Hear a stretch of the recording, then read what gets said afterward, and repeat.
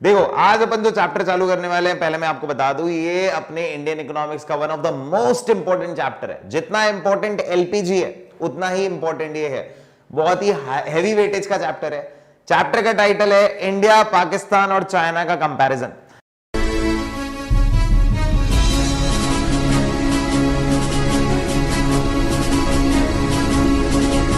मैं देखो एक सजेशन देना चाहूंगा, मैं एक ही चीज बोलूंगा कि ये चैप्टर पढ़ने के लिए एक बार अगर सारे चैप्टर हो जाए ना तो मजा बहुत आएगा। कहने का मतलब है कि अगर आपको स्टोरी जर्नी इंडिया की पता होगी मेंटली कि हाँ भाई ये 1947 आजादी के वक्त क्या हुआ था, कैसे 1951 में अपनी प्राइवेट सेक्टर पब्लिक सेक्टर आया, कैसे 1991 में प्राइवेट सेक्टर टाटा बिरला अंबानी को चाबी मिली, ये सारी चीजें अगर आपके दिमाग में होंगी ना, ये चैप्टर पढ़ने में बड़ा मजा आने वाला है।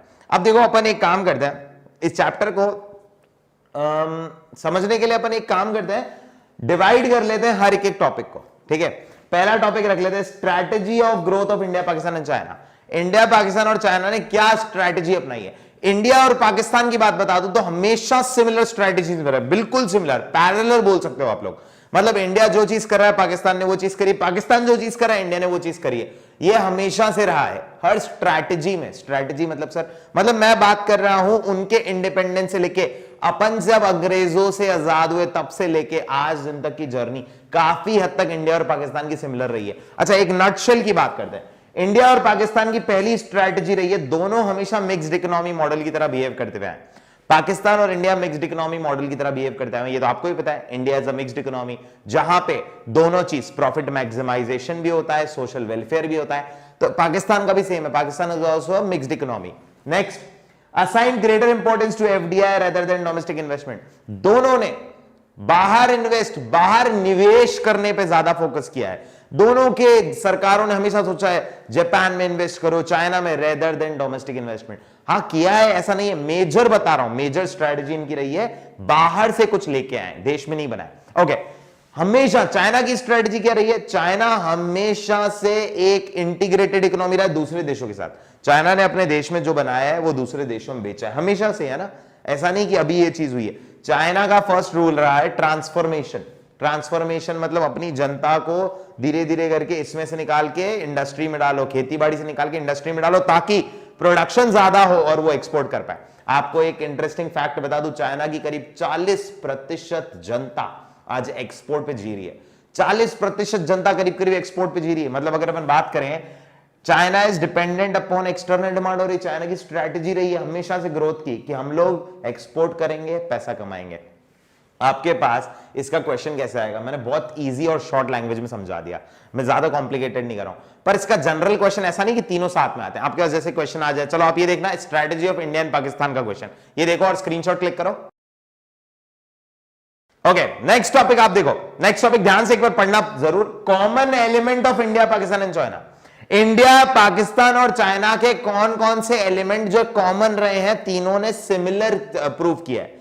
कर कौन से रहे हैं, देखो इंडिया की बात करते हैं, चाइना और पाकिस्तान अपने आप इसमें मिक्सअप होने वाला है। इंडिया ने सबसे पहले चाबी किसके हाथ में दी थी सर, कौन सी चाबी, ग्रोथ, जो सरकार को देश आगे बढ़ाना था, तो सबसे पहले सरकार ने अपने हाथ में चाबी रखी थी। क्लिक करो, क्लिक करो, चैप्टर नंबर कौन सा बोल रहा हूं, 3, 4 और 5 वाला, agricultural reform, industrial reform, foreign trade reform, सारी चीजें पहले किसने करी है, सरकार ने। सिर्फ ये इंडिया ने नहीं किया, पाकिस्तान ने भी सेम किया है, चाइना ने भी सेम किया। जान के हैरानी हो रही है, मतलब इंडिया, पाकिस्तान और चाइना ने तीनों ने सबसे पहले चाबी दी है सरकार को, सरकारी कंपनियों को। मतलब सारा जो इनिशियल डेवलपमेंट हुआ है, स्टार्टिंग डेवलपमेंट जो हुआ है, मैं बोल सकता हूं एक लाइन में, ग्रोथ प्रोसेस चालू करने की जिम्मेदारी शुरुआत में तीनों इकोनॉमीज ने किसको दी है, पब्लिक सेक्टर को ऊपर छोड़िए। हाँ जी, बड़ा आसान है, बड़ा आसान है, लिखो, लिखना कैसे है, all the economies countries relied initially on the public sector, public sector पे रिलाई किया है। और सर क्या कॉमन एलिमेंट है, कॉमन एलिमेंट की बात कर रहा हूं, कंफ्यूज मत होना, मैं अभी बता देता हूं, अगला टॉपिक होने वाला है common success, common achievement. Confuse हो गए sir, common word, common element तीनों ने क्या क्या कॉमन किया है, दूसरी तीनों की कॉमन चीज। आप लोग चैप्टर नंबर 4 एक बार वीडियो देखोगे जब, या फिर एक बार रिकॉल करो, कौन सा चैप्टर नंबर 4 में, इनवर्ड लुकिंग ट्रेड स्ट्रेटजी पढ़ाई है मैंने। अच्छा सर क्या था, एक बार रिकॉल करा दो, फटाफट बोलता हूं।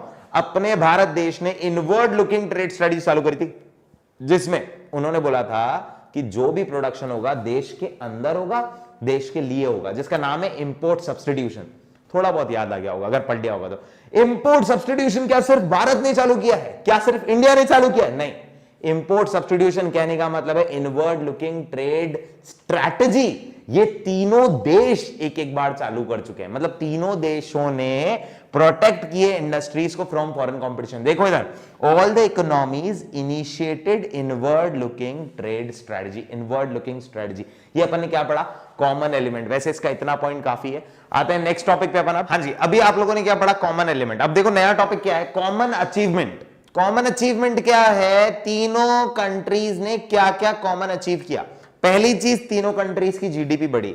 सर आप कब की बात कर रहे हो? डेट बता दो। मैं ओवरऑल जर्नी की बात कर रहा हूं भाई। अब मतलब कि इन शॉर्ट मैं बात कर रहा हूं कब से अपने को इंडिपेंडेंस मिला, इंडिया को, पाकिस्तान को, चाइना को, टिल टुडेज डेट तीनों का जीडीपी बहुत बड़ा है। ये कॉमन अचीवमेंट है तीनों इकोनॉमीज का। और स्ट्रक्चरल ट्रांसफॉर्मेशन, तीनों की जनता जो खेतीबाड़ी में बहुत ज्यादा डिसगाइज्ड थी, मतलब रिक्वायर्ड नहीं थी, वो धीरे धीरे करके इंडस्ट्रीज में शिफ्ट हुई। ये तीनों का सक्सेस है। और तीसरा सक्सेस, तीनों का डेमोग्राफिक प्रोफाइल इंप्रूव हुआ है।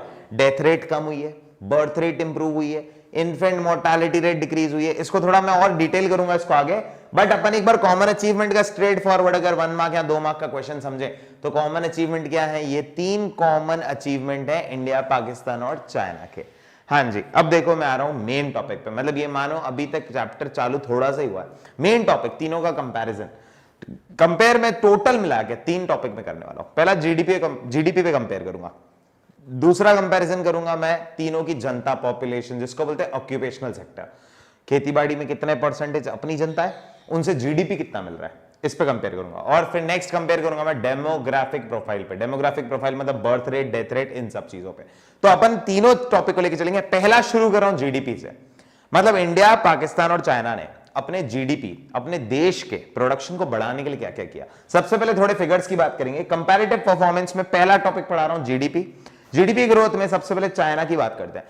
1980 में, 1980 में देखा जाए चाइना का जीडीपी सीधा 4% से 10% से इंक्रीज होने लग गया एनुअली। हर साल करीब करीब 4% से 10% के बीच में ग्रोथ होने लग गई। आज दिन तक इंडिया का जीडीपी, मैं बात करूं, इंडिया का जीडीपी कभी 10% पहुंचा ही नहीं है। डबल डिजिट कभी टच ही नहीं हुआ है एनुअली। ग्रोथ रेट बता रहा हूं, है ना, 10% ग्रोथ रेट, बट चाइना का जीडीपी 10% तक बढ़ने लग गया। अब पहले तो एक क्वेश्चन मार्क लगाओ, सर मतलब इसके पीछे लॉजिक तो समझाओ एक बार। मेरे को जो मैं बोलने वाला हूं ना उसके लिए कंसंट्रेशन, हियरिंग चाहिए होगी, तो एक बार के लिए प्लीज ध्यान से सुनना ये बात। इंडिया ने न्यू इकोनॉमिक रिफॉर्म बनाए थे, इंडिया ने, एलपीजी जिनको बोला जाता है। चाइना ने बनाया था एक और ऐसा रिफॉर्म जिसका नाम है GLF, great leap forward. India ने प्राइवेट सेक्टर को चाबी दे दी, ये लो भाई चाबी प्राइवेट सेक्टर, टाटा बिरला अंबानी आप ग्रोथ करो। 1991 के बाद चाइना ने प्राइवेट सेक्टर को पहले ही चाबी दे दी थी 1975 में। मतलब चाइना प्रायर चल रहा था हर एक्शन में। पहली चीज देखा जाए, दूसरी चीज देखा जाए, चाइना का जीडीपी बढ़ना बिल्कुल एक वाजिब बात थी।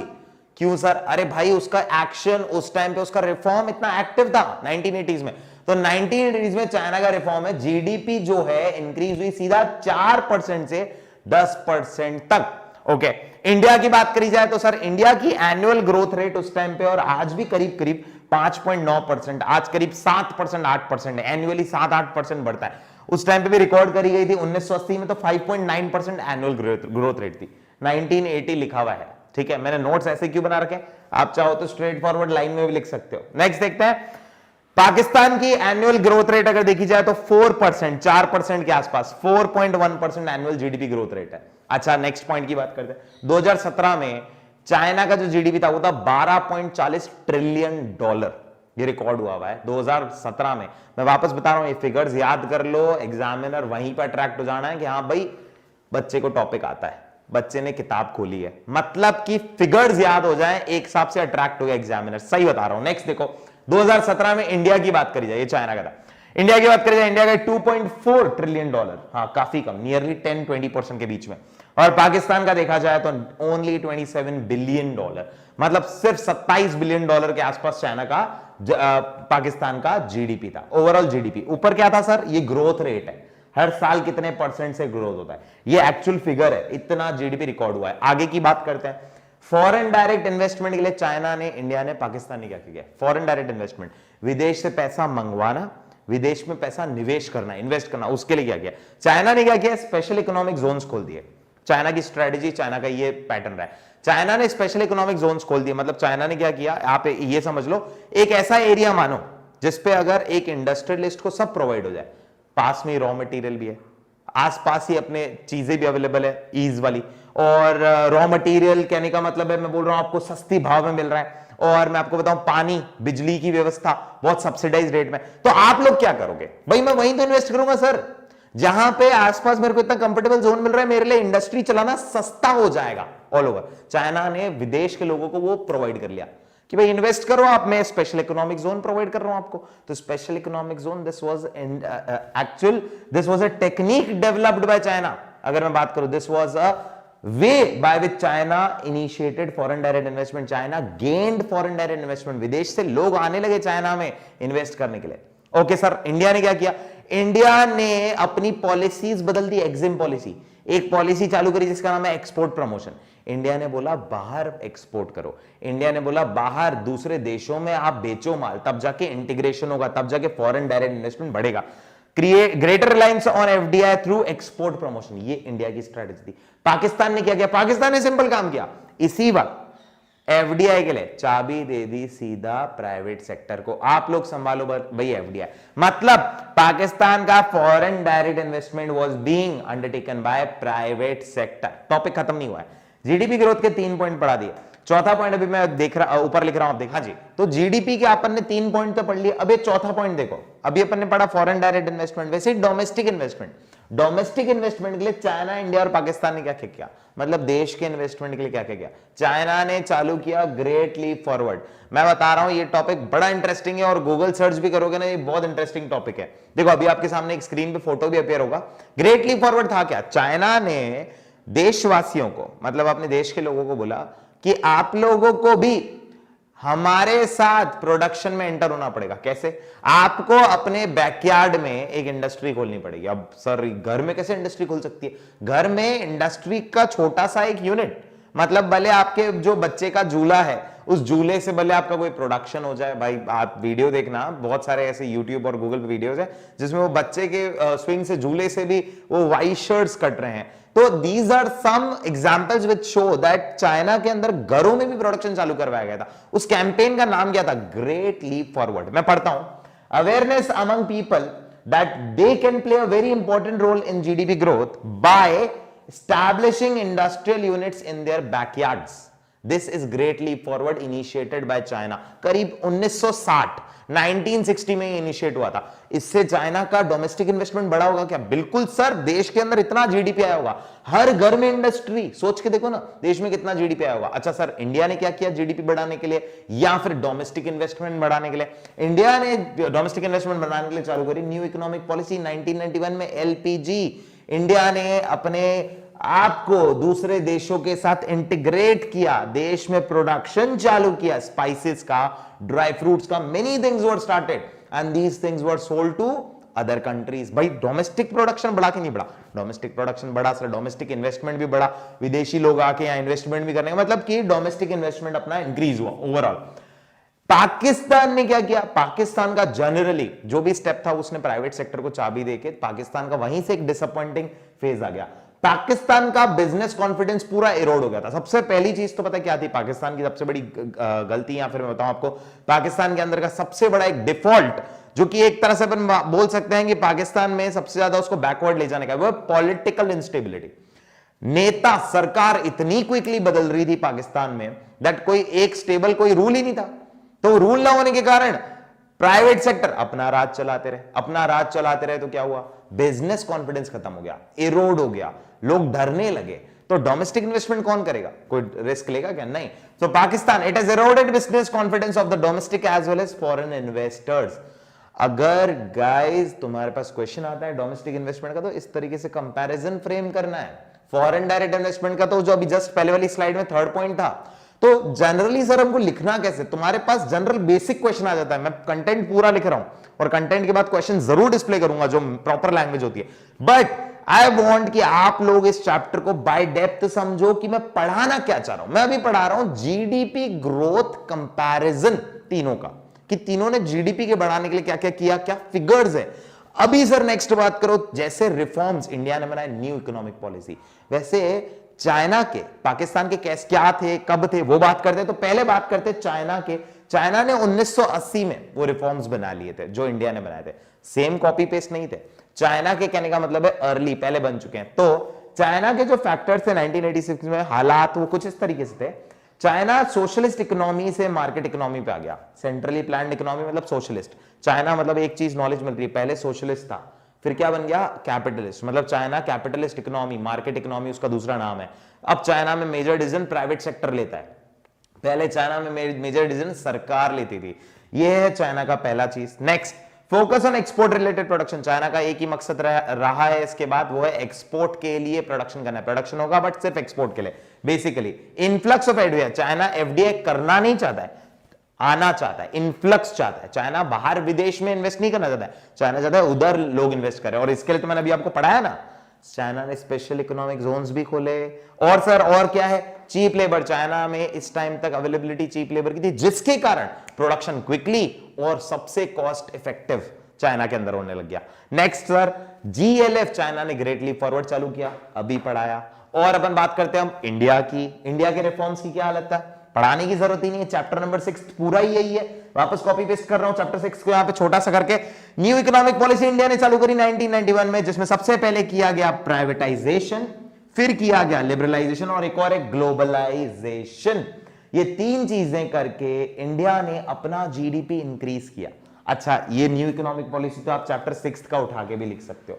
आ जाते हैं पाकिस्तान का 2008 का फेज। 2008 से पहले पहले इंडिया ने जो किया पाकिस्तान ने सेम किया। मतलब इंडिया की न्यू इकोनॉमिक पॉलिसी देख रहे हो, पाकिस्तान ने भी सेम चालू करी थी। बट 2008 के बाद से पाकिस्तान की हालात बिल्कुल दूसरा हिस्सा हो चुकी है। कहने का मतलब है पाकिस्तान में बिल्कुल भी बिजनेस कॉन्फिडेंस नहीं बचा है, ट्रस्ट नहीं बचा है। क्यों सर?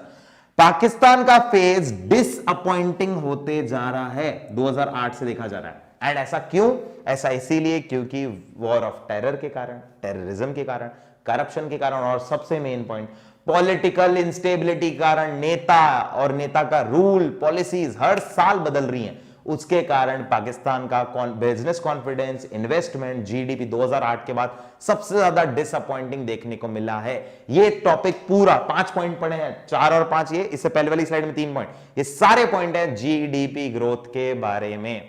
नेक्स्ट टॉपिक पे आएंगे अभी हम। हाँ जी, अब देखो नेक्स्ट टॉपिक आपके सामने डिस्प्ले हो चुका है, स्ट्रक्चर ऑफ ग्रोथ। जैसे मैंने जीडीपी ग्रोथ पढ़ाया वैसे ही स्ट्रक्चर ऑफ ग्रोथ है। स्ट्रक्चर का यहाँ पे क्या मतलब है? ऑक्यूपेशनल स्ट्रक्चर, मतलब प्राइमरी सेक्टर, सेकेंडरी सेक्टर और टर्शरी सेक्टर की बात हो रही है। खेती बाड़ी, इंडस्ट्रीज और तीसरी बात हो रही है टर्शरी सेक्टर, सर्विस सेक्टर के बारे में।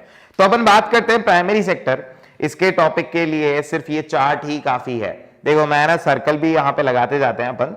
इंडिया की टोटल जनता इधर देखो राइट हैंड कॉलम पे एम्प्लॉयमेंट लिखा है। इंडिया की टोटल जनता 47% पॉपुलेशन इंडिया की किस में है? खेती बाड़ी में। और जीडीपी कितना मिल रहा है? सिर्फ 15.4%। मतलब लमसम 50% जनता खेतीबाड़ी में, जीडीपी मिल रहा है सिर्फ 15.4% पूरे देश को। इंडिया की टोटल जनता सेकेंडरी सेक्टर मतलब इंडस्ट्रीज में 22%, 22% है और जीडीपी मिल रहा है 23% इंडस्ट्री से। इंडिया की टोटल जनता एम्प्लॉयमेंट जो है टर्शरी में वो है 31% और जीडीपी मिल रहा है 61%। तो कंपैरिजन मिल रहा है। India maximum population of India is engaged in agriculture but is raising lesser GDP as compared to tertiary sector. We can write it like this. ऐसे ही पाकिस्तान और चाइना का देखो। पाकिस्तान में 42% पॉपुलेशन एंगेज्ड है किसमें? एग्रीकल्चर में। जीडीपी मिल रहा है 24%। पाकिस्तान में नियरली 22% पॉपुलेशन एंगेज्ड है इंडस्ट्रीज में और जीडीपी मिल रहा है 19%। पाकिस्तान में 35% पॉपुलेशन एंगेज्ड है टर्शरी सेक्टर में और जीडीपी मिल रहा है 56%। मतलब हाईएस्ट जीडीपी पाकिस्तान में भी टर्शरी सेक्टर से आता है देखा जाए तो। थर्ड चाइना में 27% पॉपुलेशन एंगेज्ड है खेती बाड़ी में और जीडीपी आ रहा है सिर्फ 8%, नियरली 7.9%। चाइना में करीब करीब 28% पॉपुलेशन एंगेज्ड है उसमें सेकेंडरी सेक्टर में, और 40% जीडीपी इंडस्ट्री से आ रहा है, जो चाइना का सबसे ज्यादा सैटिस्फाइंग रिजल्ट है। और चाइना में 43% पॉपुलेशन एंगेज है टर्शरी सेक्टर में, जहां से जीडीपी आ रहा है 51%। सो गाइस, इसका क्वेश्चन बेसिकली मैं ये बोल सकता हूं आ सकता है ट्रेंड वाला। ये जो आपके सामने है ना, इसको ट्रेंड बोलते हैं। ये क्या पढ़ा अपन ने? ऑक्यूपेशनल स्ट्रक्चर का कंपैरिजन। हाँ जी गाइस, तो अब देखो डेमोग्राफिक प्रोफाइल, मतलब कि ये life expectancy ratio, infant mortality rate China, India, Pakistan का क्या है, थोड़ा क्विकली देखते हैं अपन। चाइना का इन्फेंट मोर्टेलिटी रेट, मतलब हर 1 साल के बच्चे में जब डेथ हो जाती है, 1 साल की एज से पहुंचना, उसको बोलते हैं इन्फेंट मोर्टेलिटी रेट। चाइना का 6 हर 1000 बच्चों में से है, इंडिया का 33 हर 1000 बच्चों में से है, और अगर पाकिस्तान का जगह 67, मतलब हर 1000 बच्चों में 67 बच्चे 1 साल से पहले मर जाते हैं पाकिस्तान के अंदर। मतलब कि द डेथ रेट और the infant mortality rate in Pakistan is very high. अगर बात करी जाए नेक्स्ट ह्यूमन डेवलपमेंट इंडेक्स की, इंडिया का पाकिस्तान का क्या है? पहले चाइना का देखते हैं। चाइना के human development index 0.752, this is nearly 75%। मतलब अगर एक इंसान पे 100 रुपया इन्वेस्ट किया जाता है तो 75% और ज्यादा रिटर्न आता है। ह्यूमन डेवलपमेंट इंडेक्स, उसकी ग्रोथ कितनी है, उसमें डेवलपमेंट कितना आ रहा है, ये कैलकुलेट होता है। इंडिया का कितना है? इंडिया का इस्लामसम 0.64, और इंडिया का रैंक जो है वो 130 ऑल ओवर वर्ल्ड अगर कंपेयर किया जाए ह्यूमन डेवलपमेंट में। और पाकिस्तान का कितना? 0.56। यस गाइस, ये फिगर्स याद करने हैं आपको। नेक्स्ट आ जाते हैं अपन लाइफ एक्सपेक्टेंसी। चाइना में सबसे ज्यादा है, क्योंकि वहां का हॉस्पिटल, वहां का हेल्थ केयर फैसिलिटी सबसे ज्यादा हाईली टेक्नोलॉजी में भी सबसे अपग्रेडेड है, एज वेल एज सबसे ज्यादा अपकीप और मेंटेनेंस वहां पे होता है। ओके, 74 ईयर्स चाइना का लाइफ एक्सपेक्टेंसी है, इंडिया का 68 ईयर्स, एंड अगर पाकिस्तान की जगह 58 ईयर्स लाइफ एक्सपेक्टेंसी है। Next, population growth. चाइना, एक चीज तो सबको पता है, पॉपुलेशन सबसे ज्यादा कहां की है? चाइना की, उसके बाद इंडिया की, उसके बाद पाकिस्तान की, सबसे ज्यादा चाइना की है। बट अब आप लोग दूसरा फैक्ट सुनो, चाइना की पॉपुलेशन सबसे ज्यादा है, बट चाइना का 1 चाइल्ड पॉलिसी जो चाइना ने चालू किया, उसके बाद चाइना की पॉपुलेशन जो हर साल 1.3% से बढ़ती थी, वो सीधा हो गई 0.47%। मतलब नियरली 50% कट। हर साल पॉपुलेशन में पहले ग्रोथ कितना होता था? 1.3%, वो डायरेक्टली कितने पे आ गया? 0.47%। मतलब चाइना की पॉपुलेशन ग्रोथ रेट सबसे कम है। अगेन अगेन अगेन, चाइना की पॉपुलेशन सर सबसे ज्यादा है, पॉपुलेशन ग्रोथ रेट सबसे कम है comparative to India and Pakistan. India की ग्रोथ रेट लमसम हर साल 1.6% के आसपास होती है, 1.3% यहां लिखी है, 1.3% एनुअल ग्रोथ रेट है पॉपुलेशन के इंडिया में। और पाकिस्तान की देखा जाए तो 2% हर साल पॉपुलेशन में ग्रोथ आती है। तो अगर कंपेयर किया जाए, चाइना इज, अभी अगर इस डेटा के अकॉर्डिंग देखा जाए और एक्चुअल देखा जाए, तो चाइना का पॉपुलेशन ग्रोथ रेट सबसे कम है, पॉपुलेशन सबसे ज्यादा है, एंड पाकिस्तान का पॉपुलेशन ग्रोथ रेट सबसे ज्यादा है, पॉपुलेशन सबसे कम है कंपैरेटिव टू तीनों में। तो ये है हमारा डेमोग्राफिक प्रोफाइल। हाँ जी, अब अपन ने कंपैरिजन वाला टॉपिक पूरा कर लिया, इंडिया, पाकिस्तान और चाइना को कंपेयर कर लिया। अब अपन आने वाले हैं एक कंक्लूजन पे। ठीक है, पहले आप ये कंक्लूजन देखो स्क्रीन पे, क्या कंक्लूजन बता पड़ रहा है इससे? चाइना बहुत आगे है इंडिया और पाकिस्तान से कंपेयर किया जाए। अब देखो, इस कंक्लूजन के बाद अपन आ जाते हैं कौन कौन सी ऐसी चीजें जो पाकिस्तान और इंडिया ने साथ में सक्सेसफुली अचीव करी है, और कौन कौन से ऐसे फेलियर हैं जो दोनों के कॉमन है, मतलब common success and common failure of India and Pakistan. सीधा क्वेश्चन आता है, कोई घुमा फिरा क्वेश्चन नहीं आएगा। Common success of India and Pakistan, क्या बोलते हो आप? क्या इंडिया और पाकिस्तान ने सक्सेस अचीव किया? पहला सक्सेस सबसे बड़ा इंडिया और पाकिस्तान का दोनों है, दोनों ने अपनी per capita income nearly double करी है, इतने रिफॉर्म बना के, ये न्यू इकोनॉमिक पॉलिसी, ये सब बना के। Both succeeded in doubling there per capita income. Per capita income क्या होती है? Total income upon total population, देश की इनकम और देश की जनता को जब डिवाइड किया जाता है तो पर कैपिटा इनकम आती है, और दोनों की डबल हुई है रिफॉर्म्स और इन सब के बाद। दूसरी चीज, दोनों का जो दोनों कंट्रीज का फूड प्रोडक्शन है, मतलब कि स्पाइसेस, कॉटन, गेहूं, मकई, इन सब का प्रोडक्शन है, वो बहुत ज्यादा बढ़ा पॉपुलेशन के पेस से। मतलब अगर पॉपुलेशन बढ़ रही है 2% से, तो फूड प्रोडक्शन भी 2.5-3% से बढ़ता था। तो ये क्या है? पॉपुलेशन के पेस से जब ये चीज बढ़ती है तो ये सबसे ज्यादा सैटिस्फैक्टरी रिजल्ट देती है, इकोनॉमी को खाने के लिए मिलता है, और इसी से दोनों फूड सेल्फ सफिशिएंट हुए। ये बहुत इंपॉर्टेंट पॉइंट है, ये चेंज मत करना। फूड सेल्फ सफिशिएंट, ये लिख के आना कि इंडिया और पाकिस्तान दोनों फूड सेल्फ सफिशिएंट हुए। इंडिया के लिए तो आपको पता भी है, चैप्टर 3 में पढ़ा है, इंडिया फूड सेल्फ सफिशिएंट हुआ by the green revolution started by India. तो ये तीनों के क्या है, मतलब ये इंडिया और पाकिस्तान के क्या 3 पॉइंट है, common success of India and Pakistan. Sir China क्यों नहीं लिया? चाइना को कंपेयर नहीं किया जा सकता, जितना कंपेयर हो सकता था कर लिया। अभी कॉमन सक्सेस इंडिया और पाकिस्तान की बात कर रहे हैं। कॉमन फेलियर क्या है इंडिया और पाकिस्तान के? कहां दोनों एकदम ऐसे कौन से स्टेप थे इंडिया और पाकिस्तान के दोनों के जो फेलियर है? पहला स्टेप, दोनों ने पॉलिसी लॉन्च करी थी इनवर्ड लुकिंग ट्रेड स्ट्रेटजी। दोनों ने, चैप्टर 4 वापस बोल रहा हूं, वीडियो देखना। इंडिया ने क्या बोला था? विदेश से मत मंगाओ। कब बोला था? 1950 से 1990 के बीच में, विदेश से मत मंगाओ, देश में बनाओ, ये इंडिया ने बोला था। पर इस स्टेप के कारण इंडिया भी और पाकिस्तान भी दोनों ग्लोबलाइज कभी नहीं हो पाए, बहुत लंबे समय बाद हो पाए। Means India and Pakistan were late in taking advantage of globalization due to this policy। मतलब बहुत लेट हो गए थे वो ग्लोबलाइजेशन के फायदे उठाने में। इसीलिए तो अपन आज एक लाइन बोलते हैं, चाइना 5 साल या 10 साल आगे है इंडिया से, वो इसी कारण से है, मेन यही कारण है। नेक्स्ट अगर बात करी जाए, एक फेलियर और, mindset of politician in India and Pakistan, दोनों कंट्रीज में पॉलिटिशियन का माइंडसेट जो है, पैसा कमाना मैटर करता है, सोसाइटल वेलफेयर बाद में मैटर करता है। नेक्स्ट बात करें फिस्कल डेफिसिट, दोनों कंट्रीज में खर्चा ज्यादा है, कमाई कम है। कितने परसेंट से? लगभग 7 से 8% के बीच में। मतलब कि अगर 100 करोड़ का अगर 100 करोड़ की कमाई हो रही है तो 108 करोड़ का खर्चा हो रहा है दोनों कंट्रीज में, leading to fiscal deficit. Fiscal deficit मतलब when expenditure is more than receipts.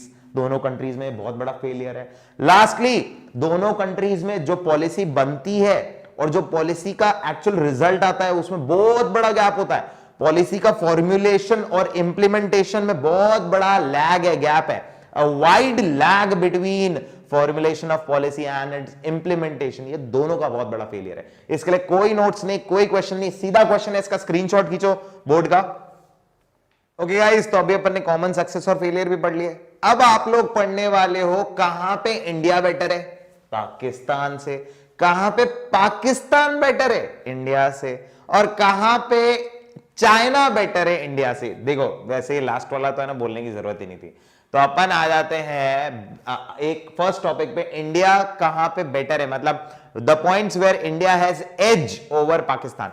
India की जो मैन पावर है वो ज्यादा स्किल्ड है, ज्यादा एफिशिएंट है और रिटर्न ज्यादा देती है। इंडिया की मैन पावर की अर्निंग रेट ज्यादा है। फर्स्ट ऑफ ऑल ये लास्ट टॉपिक है चैप्टर का, चैप्टर यहां पे कंप्लीट है, तो इसको पढ़ना भी उसी कंसंट्रेशन से कि मैं डायरेक्ट क्वेश्चन ही पढ़ा रहा हूं, ये क्वेश्चन ही है, ठीक है। नेक्स्ट देखते हैं, इंडिया का साइंस और डिफेंस ज्यादा बेटर है पाकिस्तान से। नेक्स्ट, इंडिया का ओवरऑल जो देखा जाए पीएचडी होल्डर्स पाकिस्तान से बहुत ज्यादा है, इंडिया में education PhD holders. And lastly, India का जीडीपी ग्रोथ पाकिस्तान के कंपैरिजन में बहुत ज्यादा है। अब ये देखो पाकिस्तान कहां पे बेटर है। पाकिस्तान का पहले रिटर्न ऑन इन्वेस्टमेंट ज्यादा है। रिटर्न ऑन इन्वेस्टमेंट मतलब आज अगर इंडिया 100 करोड़ का ही निवेश कर रहा है, इन्वेस्ट कर रहा है, तो इंडिया को रिटर्न मिलने वाला है, मान लो चलो 110 करोड़, मतलब मैं बात कर रहा हूं 10% रिटर्न मिला, 10 करोड़ एक्स्ट्रा कमाए। यही पाकिस्तान अगर 100 करोड़ इन्वेस्ट कर रहा है तो पाकिस्तान को रिटर्न मिलेगा 115 करोड़, 15% कमाया। तो ये पाकिस्तान का रिटर्न ऑन इन्वेस्टमेंट ज्यादा है। पाकिस्तान का रिटर्न ऑन इन्वेस्टमेंट ज्यादा होना is a point where Pakistan has edge over India. Next point, Pakistan की बिलो पॉवर्टी लाइन पॉपुलेशन कम है। पाकिस्तान के अंदर रेट ऑफ गरीबी, जिसको मैं बोल सकता हूं, बिलो पॉवर्टी लाइन पॉपुलेशन कम है इंडिया से। वो ऑब्वियस है, ड्यू टू वहां पे जनता ही बहुत कम है। तो अब हम बात करते हैं लास्ट और थर्ड सबसे इंटरेस्टिंग टॉपिक पे, चाइना कहां पे बेटर है इंडिया से। चाइना ने जो खेतीबाड़ी के रिफॉर्म बनाए थे, क्वेश्चन मार्क, चाइना ने जो खेतीबाड़ी के रिफॉर्म बनाए थे, एग्रीकल्चरल रिफॉर्म, उसका नाम था कम्यून सिस्टम। उसके रिजल्ट इंडिया के जनरल रिफॉर्म, लैंड रिफॉर्म और टेक्निकल रिफॉर्म कहां पड़े? Agriculture reform. मतलब चाइना का कम्यून सिस्टम बहुत ज्यादा बेटर रिजल्ट देके गया रादर देन इंडिया का एग्रीकल्चरल रिफॉर्म सिस्टम। सर ये क्वेश्चन मार्क है, आप एक बार समझा दो। देखो एक बार स्क्रीन पे भी देखो, ये आएगा अभी। कम्यून सिस्टम क्या है? Commune system where farmers pooled in China. Farmers एकजुट हो गए, अपनी जमीन को एकजुट कर लिया और बड़ी जमीन पे एक साथ जीडीपी ग्रो करने लग गए, मतलब एक साथ मिलकर जीडीपी बढ़ाने लग गए। तो अल्टीमेटली चाइना का कम्यून सिस्टम है where farmers pooled their land. तो ये बहुत बढ़िया रिजल्ट दिया अपने टेक्निकल रिफॉर्म और जनरल रिफॉर्म इन सब से। नेक्स्ट चाइना का और कौन सा सक्सेस है या बेटर है चाइना कहां पे? चाइना का जीडीपी ग्रोथ रेट, बात ही करने की जरूरत नहीं। चाइना में इंडस्ट्रियल सेक्टर सबसे ज्यादा है, तो जीडीपी ग्रोथ रेट चाइना का सबसे ज्यादा है कंपैरेटिव टू इंडिया भी बात करी जाए तो इंडिया से इस पॉइंट में आ गया। और ग्लोबल एक्सपोजर, चाइना में एफडीआई फॉरेन डायरेक्ट इन्वेस्टमेंट ज्यादा है, चाइना में इक्विटी इन्वेस्टमेंट 100% है, इंडिया में नियरली 50 से 100 के बीच में चलता है। और चाइना में स्पेशल इकोनॉमिक जोन्स बहुत ज्यादा और बहुत ही ज्यादा डेवलप्ड स्पेशल इकोनॉमिक जोन्स है as comparative to India. Guys, this was the end of the chapter, you can take the screenshot, but one thing to say, ये चैप्टर का वेटेज बहुत ज्यादा है। मेरी लास्ट बोलने के बाद आपके पास एक क्वेश्चन अपीयर होने वाले करीब 3-4, ये क्वेश्चंस मतलब कैसे इस चैप्टर में से कॉम्प्लिकेटेड या टर्न अप क्वेश्चन आ सकते हैं, ये देखिए और खींचे स्क्रीनशॉट।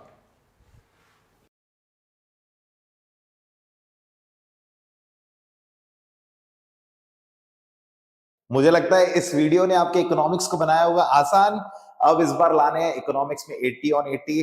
मैंने कोशिश पूरी करी है कि वीडियो को हर कंटेंट को शॉर्ट में देने की कोशिश करूं, बट आगे नेक्स्ट वीडियो में बने रहिएगा। स्टे ट्यून्ड गाइस, सी या टुमारो।